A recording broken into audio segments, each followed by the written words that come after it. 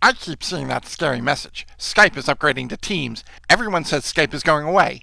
I like Skype. Why can't I just keep that? Did I hear you say you like Skype? Well, of course I do. It's so simple. Well, what do you use Skype for? Well, if I need to get in touch with someone, I go to Skype and it's right there. I hear Teams is more complicated. Not at all. First off, have you downloaded Teams? You can download it for your desktop or your phone. Once you have it downloaded, you're ready to go. Chat is one of the smallest things you can do with Teams. Click on the new chat icon. I don't see a chat icon. Where is it? See this square with the pen sticking out? That's the new chat icon. Now just enter who you want to chat with. You can name a person or a group and they'll just come up. If you click on the funnel icon, you can sort people by name. Well, what about my list?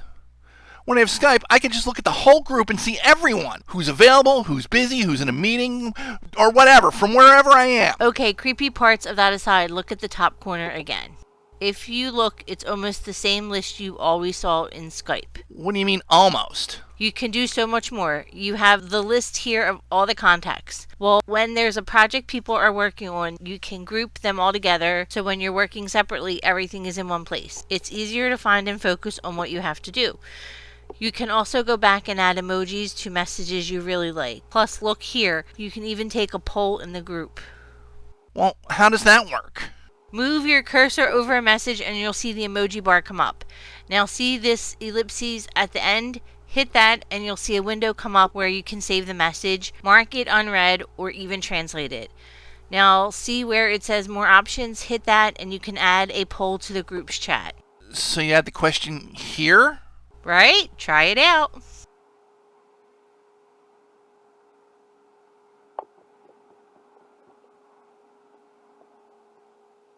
Now enter your choices.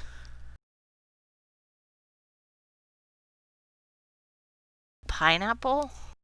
What? Nothing. Yeah, great, but I'll have to keep that open or I lose everything. Actually, all of the chats in Teams are saved with what they call persistent chat. Anything you and your group type will stay there as long as your group isn't deleted. You can even archive all the content once you're finished. So, everything is saved? Yes, everything is saved. Now, have you ever been in a chat where you need to get someone's attention? Why? All you have to do is type the @ symbol in front of someone's name and they'll be notified with a banner in the lower right screen corner. If you do that in front of a team name, everyone on the team is notified. If you do it with a channel name, anyone who's favorited that channel will be notified. If you weren't in the chat, when you go in, you'll see this at the end of the post that mentions you. Well, what's a channel? Well, channels are where all the work in Teams gets done. A channel is a group inside a team that can focus down more specifically on a particular topic without bothering the rest of the team or keeping their work private. Now, there's ways to tell what kind of chat you're in. If you're just chatting with one person, it acts just like a traditional Skype chat. If it's a group chat, the icon changes to show a combination of the participant's portrait. If it's a full scheduled team chat, the image is the file icon. Now let's say you're in a Teams chat and you realize you need to say something to someone specific on the team. You just click on their name and hit the pop out chat button. This will open a separate chat with just that person, not the whole group. Now, another thing that Teams does differently is formatting. Do you see the controls underneath? The first one is the formatting control. This lets you control the text more like an email. You can make your text bold or italicized or underlined. You can highlight portions of it. You can make lists with bullets and numbers. You can add tables to the message directly in the text window. If you have files to share, just hit Files.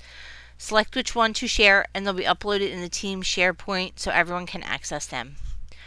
By hitting the ellipsis on the right over here, you can edit the files right here in Teams, in the original app like Word or Excel or even your browser.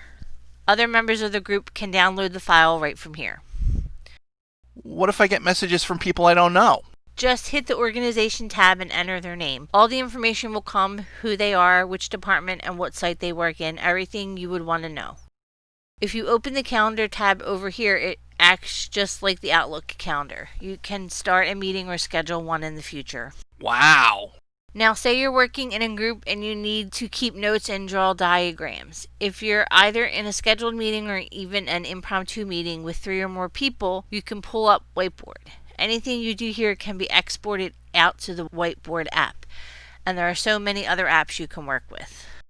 It doesn't seem that hard, I guess. You can try apps like the Planner to keep organized, or with the Flow app, you can automate tasks to do all the time so you can focus on more important things. I guess it won't be so different after all. Wait until you try the video chat. But Pineapple? I mean, seriously.